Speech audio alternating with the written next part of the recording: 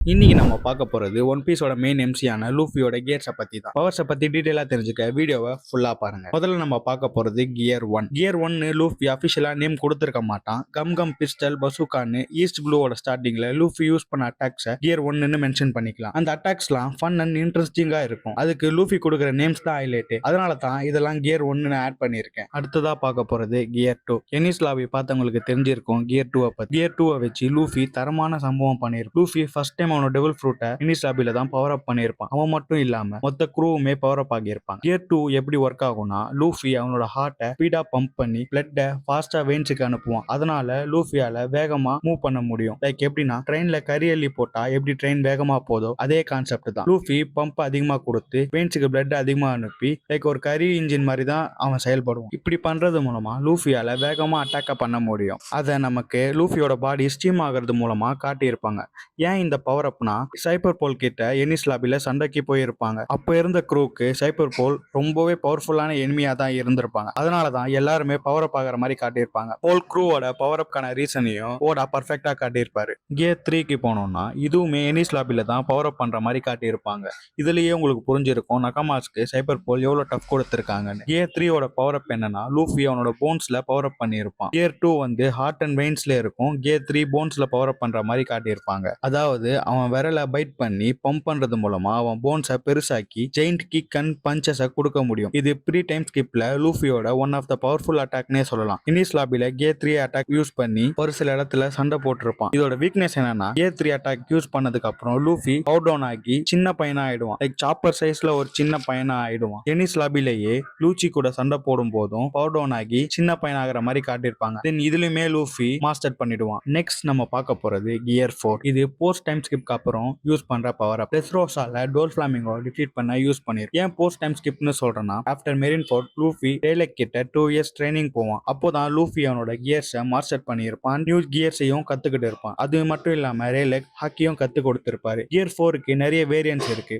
அது என்னென்ன லைனா பார்ப்போம். டெஸ்ரோசால டோல் ஃபிளாமிங்கோட ஃபைட்ல லூஃபி ஃபர்ஸ்ட் டைம் கியர் 4ஓட பவுன்ஸ் மேன இன்ட்ரடியூஸ் பண்ணியிருப்பான். அதை பார்த்த டோல் ஃபிளாமிங்கோ சிரிப்பான். ஏன் சிரிப்பான்றதை நான் லாஸ்டா சொல்றேன். கியர் 4ஓட மெயின் ரீசனே defence and same time powerful அட்டாக்னு ரெண்டுமே கான்சென்ட்ரேட் பண்ற மாதிரி இருக்கும். ரேலெக் அந்த அளவு நம்ம பையனை ட்ரெயின் பண்ணி பவர் அப் பண்ணி இருப்பாரு. ரேலெக் சொல்லித்தர எல்லாமே ரீசனபிள் அட்டாக்ஸா தான் இருக்கும். கியர் 4 டோல் ஃபிளாமிங்கோக்கு ஏகப்பட்ட டேமேஜை கொடுக்கும்னே சொல்லலாம். கியர் 4ஓட அடுத்த வேரியன்ஸை ஹோல் கேக் ஐலாண்ட்ல காட்டியிருப்பாங்க. அதுல variant gear 4 tank man. Whole cake ஐலாண்ட்ல பிக் மாமோட கமாண்டர் கிராக்கரோட பிஸ்கெட்ஸை லூஃபி சாப்பிட்டு இருப்பான். லூஃபியே போதும்னு சொல்ற அளவு சாப்பிட்டு இருப்பான். ஓபி ஃபேன்ஸுக்கு நான் சொல்ல வரது என்னன்னு புரிஞ்சிருக்கும். லூஃபியை சாப்பிட்ற விஷயத்துல அடிச்சுக்கவே முடியாது. ஆனா லூஃபிக்கு அந்த பிஸ்கெட் சலிச்சிருக்கும். அந்த அளவு பிஸ்கெட்ஸை சாப்பிட்டு இருப்பான். வித் நாமியோட ஹெல்ப்போட பிஸ்கெட்ஸை சாப்பிட்டு டேங்க் மாதிரி ஆயிடுவான். அதுல ஹாக்கியை யூஸ் பண்ணி டேங்க் மேன்ற ஒரு ஃபார்மை எடுத்து கிராக்கரை டிஃபீட் பண்ற மாதிரி காட்டியிருப்பான். ரொம்பவே ஃபன்னி அண்ட் இன்ட்ரெஸ்டான பவர் அப் இது. அண்ட் அதுலயே இன்னொரு வேரியண்ட்டை காட்டியிருப்பாங்க, கியர் 4 ஸ்னேக் மேன். இந்த பவர் அப்ல லூஃபி ரொம்பவே கூலா இருப்பான். எனக்கு ஃபேவரட்டான லுக்னே சொல்லலாம். இந்த பவர் அப் தி கிரேட் கட்டாக்குரியை டிஃபீட் பண்ண எடுத்திருப்பான். கட்டாக்குரி அப்சர்வேஷன் ஆக்கியில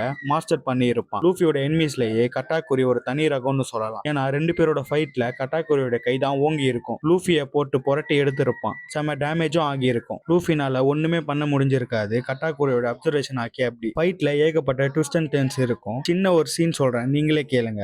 ரெண்டு பேரோட ஃபைட்டையும் கட்டாக்குரியோட சிஸ்டர் ஒளிஞ்சிருந்து பாக்குற மாதிரி காட்டியிருப்பாங்க. அவன் அண்ணனுக்கு ஹெல்ப் பண்றதா நினைச்சு லூஃபியை மறைமுகமா அட்டாக் பண்ணுவா. லூஃபினால ஒண்ணுமே பண்ண முடியாது. பட் கட்டாக்குரி அதை நோட் பண்ணி இது லாயலான ஃபைட் இல்லைன்னு சொல்லி அந்த அட்டாக்கு ஸ்பேர் பண்ற விதமா அவனோட வெப்பனை வச்சு அவனையே அட்டாக் பண்ணிப்பான். அதனாலேயே கட்டாக்குரிக்கு ஒரு தனி ஃபேன்ஸே இருக்காங்கன்னு சொல்லலாம். கட்டாக்குரியோட ரைட்டிங்கை ஓடா தரமா பண்ணியிருப்பாரு. கடைசியில கட்டாக்குரியை டிஃபீட் பண்ண கியர் 4 ஸ்னேக் மேனா மாறி இருப்பான் லூஃபி. இது ஒரு இன்டெலிஜென்ட்டான அட்டாக்னு சொல்லலாம். ஸ்னேக் மேன் ஏன் பேர் வச்சிருக்காங்கன்னா, பைத்தான் மாதிரி லூஃபி அட்டாக் பண்ணுவான். ஃபைட்டோட எண்ட்ல எண்டிங் போஸ்ட் காட்டுவாங்க பாருங்க, செம்ம கூஸ் பம்ஸா இருக்கும். இதோட கியர் 4 முடியுது. அண்ட் லாஸ்ட் அண்ட் ஃபைனலா பார்க்க போறது கியர் 5 தி நிகா. கியர் 5 டோட்டலா இதுக்கு முன்னாடி சொன்ன கியர்ஸ்ல இருந்து வேற மாதிரி காட்டியிருப்பாங்க. இதோட கான்செப்டே வேற மாதிரி இருக்கும். இதுக்கு முன்னாடி வந்த பவர் அப் எல்லாமே லூஃபி ட்ரெயின் பண்ணி பவர் அப் ஆகிற மாதிரி காட்டியிருப்பாங்க. பட் கியர் 5 லூஃபியோட டெவில் ஃப்ரூட் அவேக்னிங் ஆகி அதுல பவர் அப் ஆகிற மாதிரி காட்டியிருப்பாங்க. அண்ட் லூஃபியோட டெவில் ஃப்ரூட் கம் கம் நோமி இல்லனோ அந்த ஃப்ரூட்டோட ஒரிஜினல் நேம் நேம் ஹிட்டோ நோமி.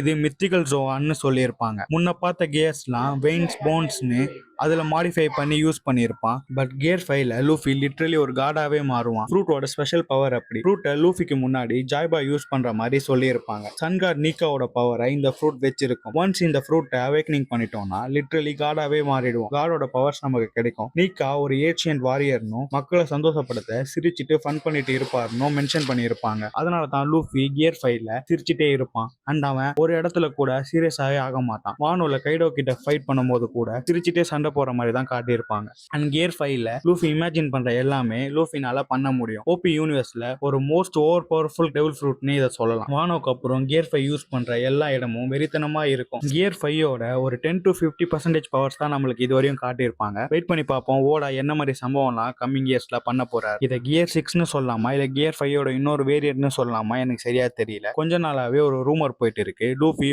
ஹோலி ஃபிளேமை சாப்பிட்டு ஃபயர் ஃபார்ம் எடுக்க போறான்னு. கியர் 5ல எப்படி ஒயிட்டா கார்டி ஃபார்ம்ல இருக்கானோ அதே மாதிரி ஹோலி ஃபிளேமை சாப்பிட்டு ஃபயர் ஃபார்ம் எடுக்க போறதா ஒரு ரூமர் போயிட்டு இருக்கு. இதுக்கு இன்ட் கொடுக்குற விதமா எக்கேடோட ஸ்டார்டிங்ல லூஃபி பசியில கியர் 5ஓட ஒரு ஃபயர் ஃபார்ம் இருக்கிற மாதிரி காட்டியிருப்பாங்க. அது ஒரு சின்ன ஃபன் சீனுக்கு தான் காட்டியிருப்பாங்க. இதுக்கப்புறமும் பவர் அப் இருக்கான்றத ஓடா தான் நமக்கு சொல்லணும்.